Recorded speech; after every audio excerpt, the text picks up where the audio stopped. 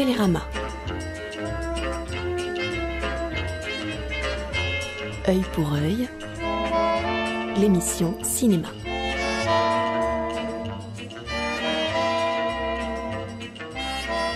Pierre Murin.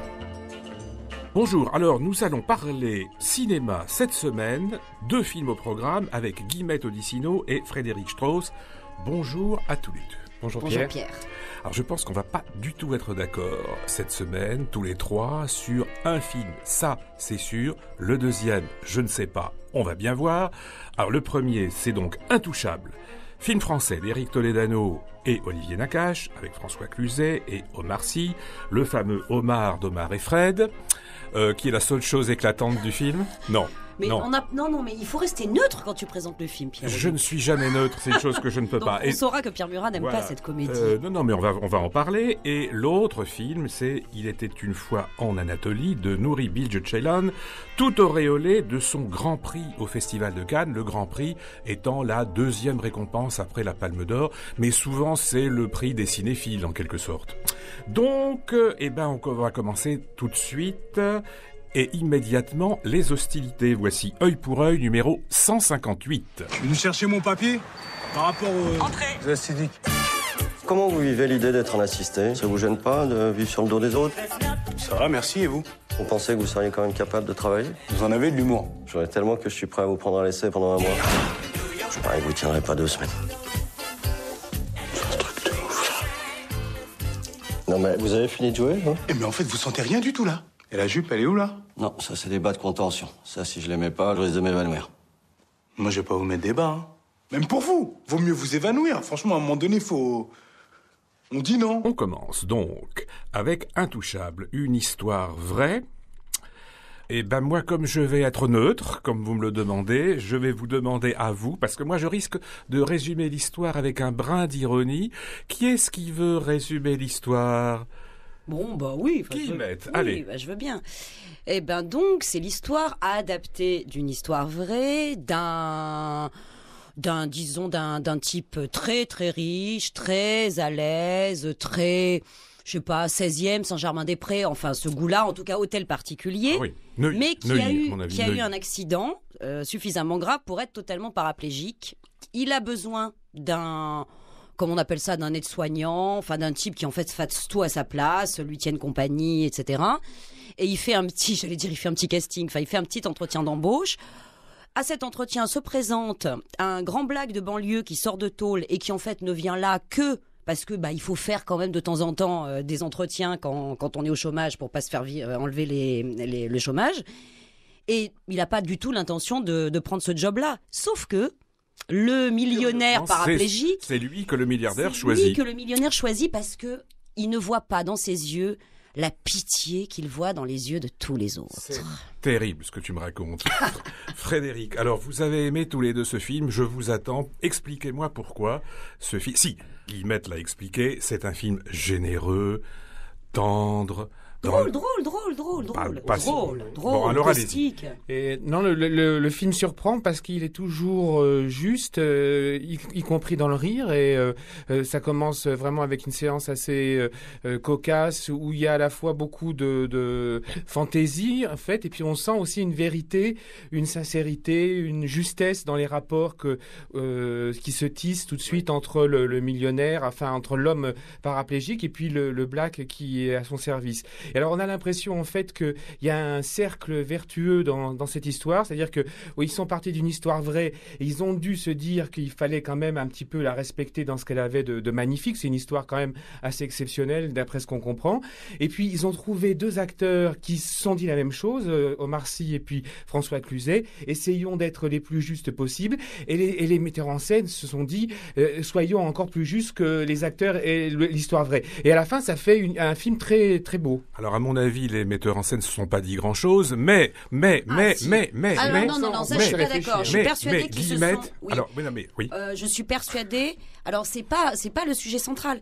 Le sujet central, c'est vraiment une amitié, enfin un espèce de coup de foudre amical hors norme entre deux personnes qui effectivement très différents, très de milieux différents, sociaux très intouchables au différents. sens, mais il y en a un, il est intouchable dans le sens qu'on peut pas le toucher, un paraplégique quand on le touche il sent rien, c'est plutôt ça.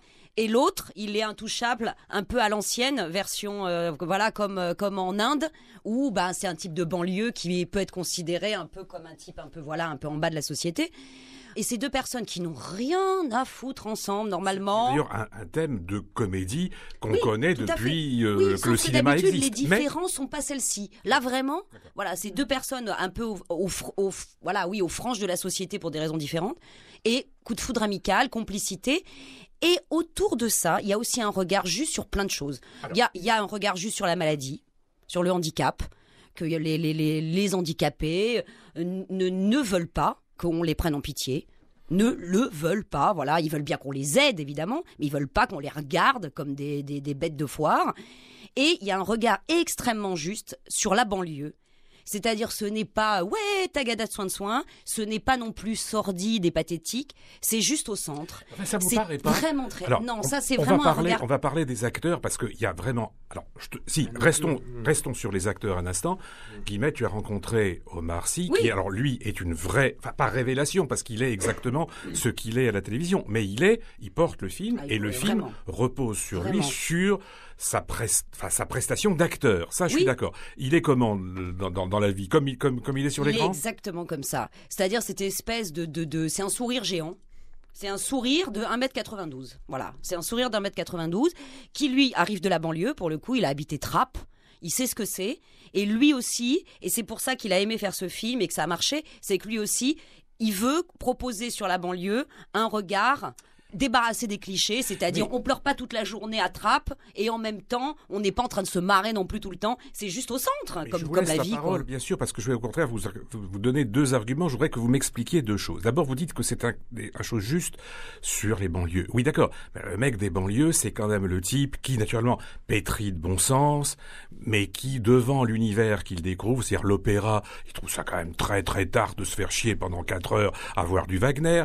La peinture abstraite, ouais, c'est nul, c'est le mec qui fait des tâches, qu'est-ce que c'est ça. Donc pour moi, c'est au contraire un clicheton absolu. Pourquoi qu'un mec des banlieues n'apprécierait pas l'art abstrait? Et de l'autre côté, on a le milliardaire qui, naturellement, parce que ça serait pas possible autrement, n'écoute que de l'opéra. Parce que, donc, au côté cliché qui, moi, m'a beaucoup gêné, vous dites non, pas de cliché. Non, on peut dire que c'est plutôt l'histoire du film, c'est comment chacun fait un chemin vers l'autre avec une certaine culture, mais on peut croire qu'effectivement l'homme paraplégique aime, ça c'est assez bien montré, qu'il aime se perdre dans une peinture abstraite. Bon, l'autre n'y comprend rien et peut-être que tous les spectateurs seront pas du côté de l'homme milliardaire. Chacun pourra trouver sa façon de voir la scène. Le film est juste là-dessus, il caricature pas les positions. Hein. Il s'amuse en fait de ces différences pour en fait dire que les deux personnages sont identiques et partagent exactement la même façon d'habiter la vie. Enfin. Non, mais c'est vrai, tu en fais un film, Frédéric, un film de fraternité et d'humanité. Oui, tout à fait. Oui, on est d'accord, c'est à vrai. fait. Mais sur le sujet, sur le scénario, à l'écran, moi je vois un film très généreux, encore une fois.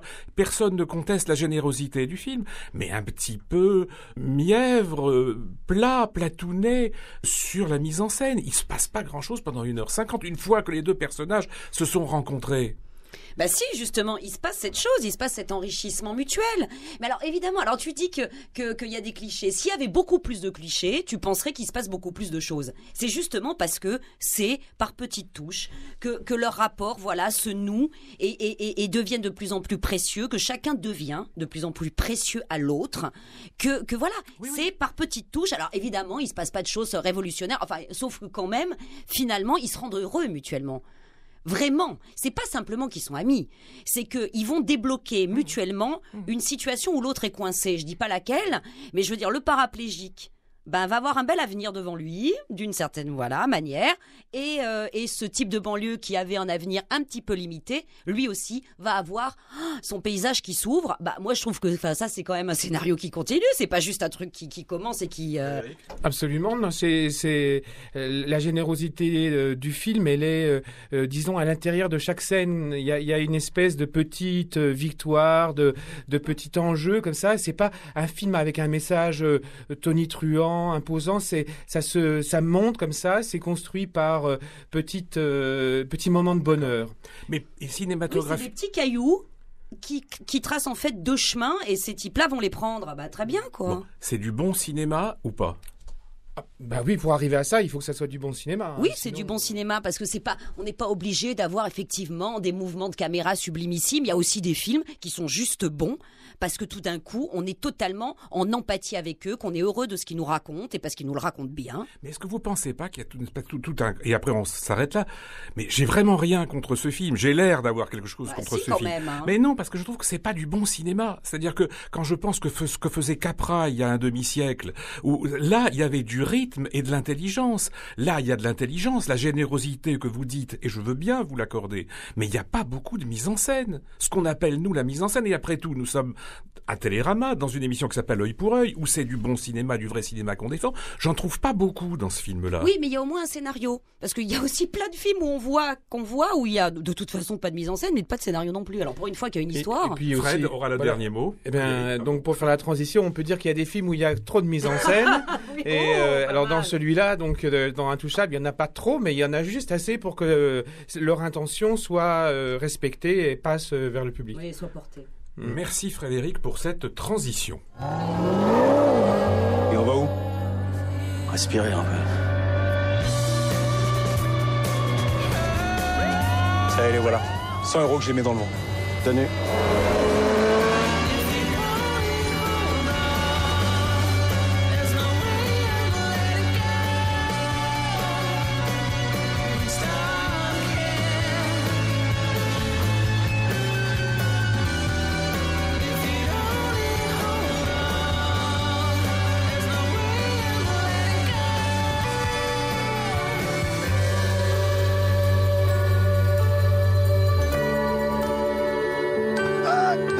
Cette prise d'apparence, là, faut renvoyer un peu.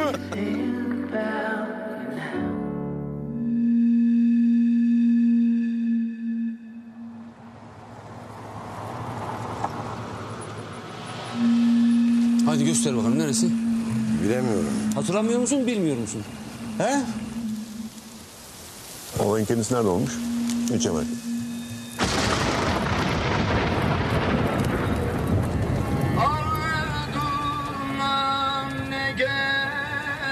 ...20 senedir polisim. Ne tipler gördüm. İnsan mı, hayvan mı anlayamazsın. Bunlar... ...nasıl diyeyim yani böyle gururumla... ...o şeysiyle adamı... Et on change de genre, donc, avec Il était une fois en Anatolie. Alors, tout commence sur une route de nuit. 2 voitures et un mini-fourgon sillonnent une route déserte. À bord, il y a un commissaire et ses hommes, un procureur, un médecin et un homme menotté. Et tous sont à la recherche d'un corps enterré quelque part.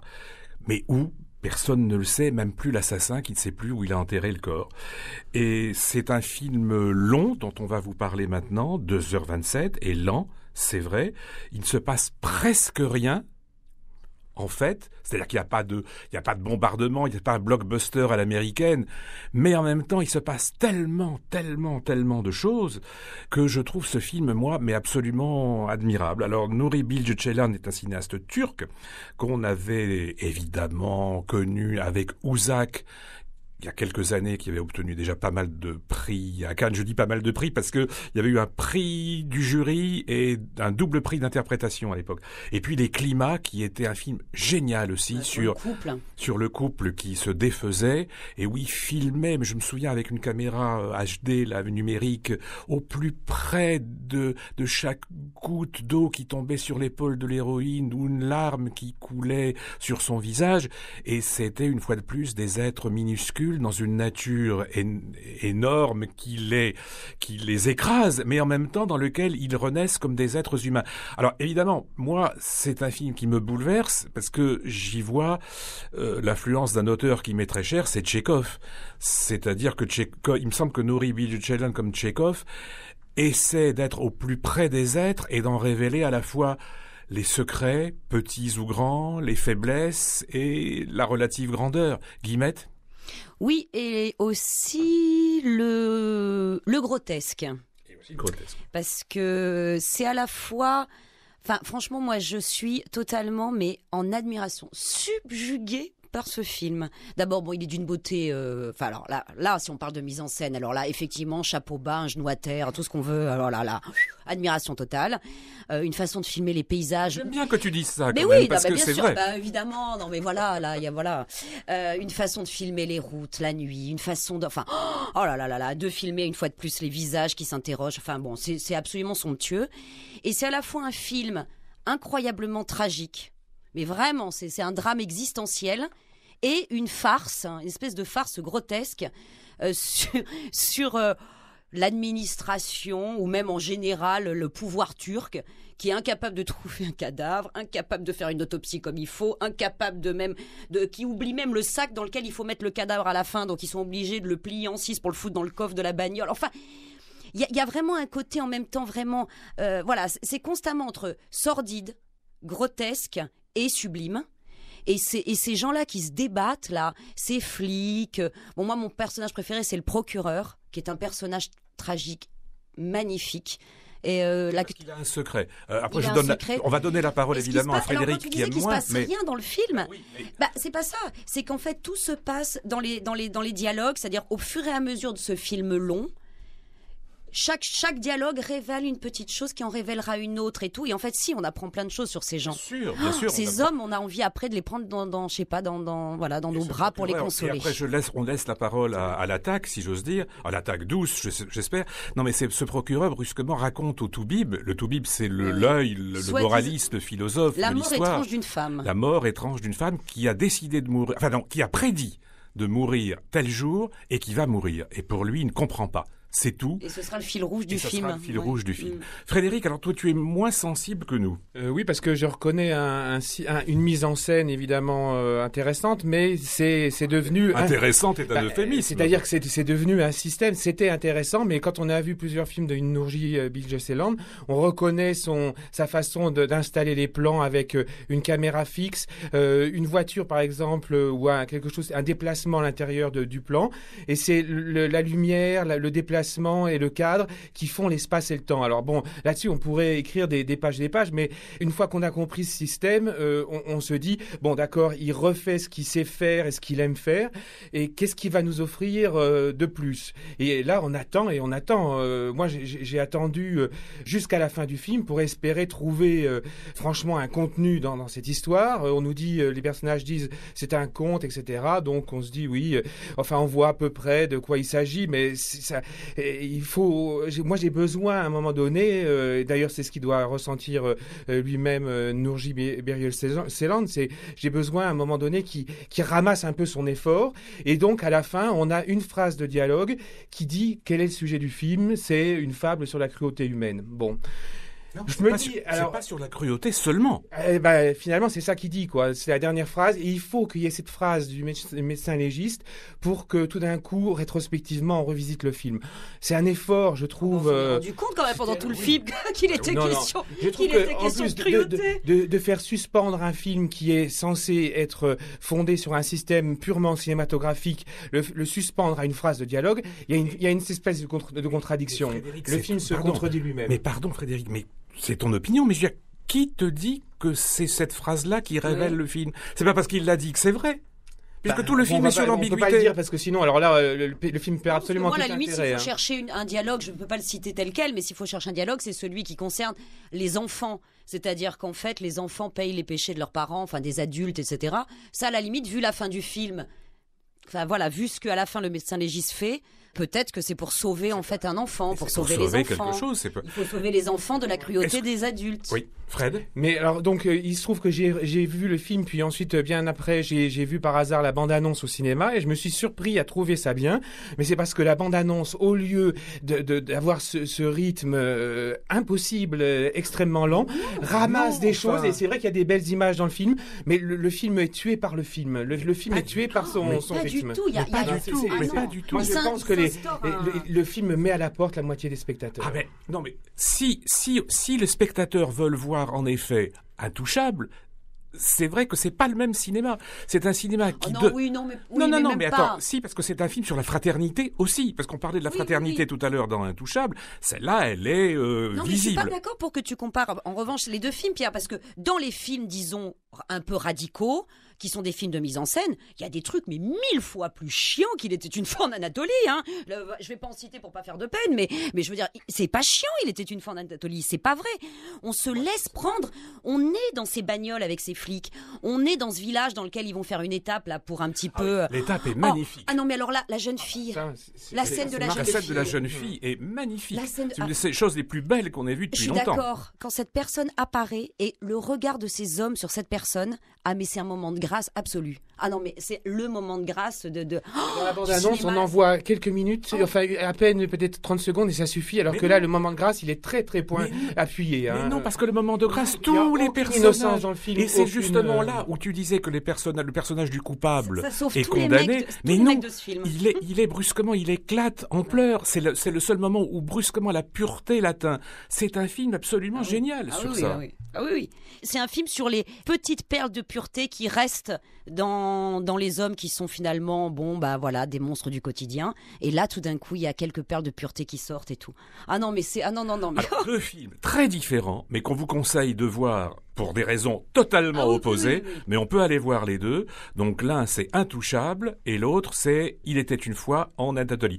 Merci Guillemette, merci Frédéric. Merci Pierre. À la semaine prochaine.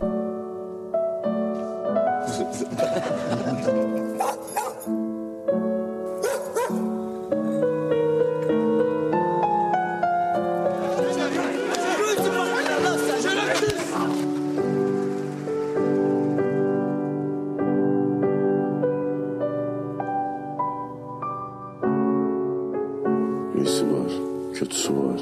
Bilemezsin. Gerektiğinde sen de acımayacaksın. Çakacaksın alnının ortasına.